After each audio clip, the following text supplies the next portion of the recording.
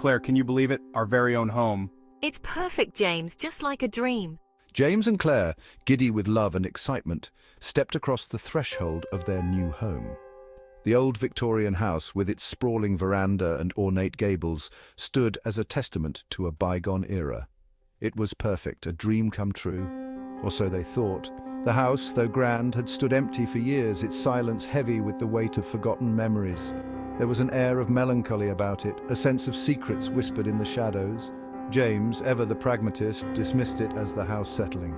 Claire, however, couldn't shake off the feeling of being watched. It's just the house settling, Claire. Nothing to worry about. I don't know, James, it feels like someone's watching us. As they explored their new home, unpacking boxes and making plans, they stumbled upon a locked door in the attic. Curiosity piqued. James jimmied the lock and the door creaked open, revealing a dusty and forgotten room. The musty air hung heavy, thick with the scent of decay and neglect. In the center of the room, shrouded in a dusty sheet, stood a large portrait. What's under this sheet? Let's take a look. Intrigued, Claire reached out and pulled away the covering, revealing the image of a stern-looking woman in a black gown. Her eyes, dark and piercing, seemed to follow their every move. That's unsettling. Her eyes, they seem so alive. The woman in the portrait was striking, not for her beauty, but for the intensity of her gaze. Her lips were set in a thin, humorless line, and her eyes held a cold, calculating glint. It was as if she were judging them, scrutinizing their every thought and action. James found the portrait unsettling, but Claire felt a chill run down her spine. The woman's eyes seemed to bore into her soul, making her skin crawl. I don't like this portrait, Claire. It gives me the creeps. I know, but there's something about it. I feel like we need to know more about her.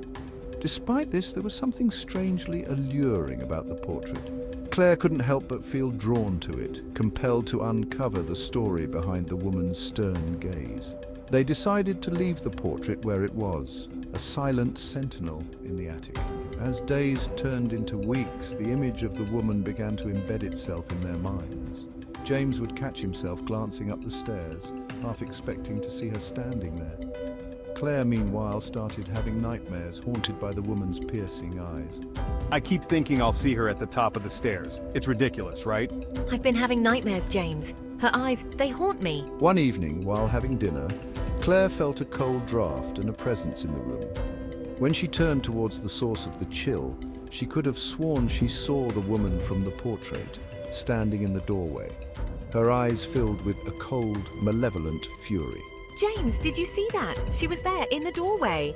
Claire, there's no one there. It's just your imagination. Life in the old house became increasingly unnerving.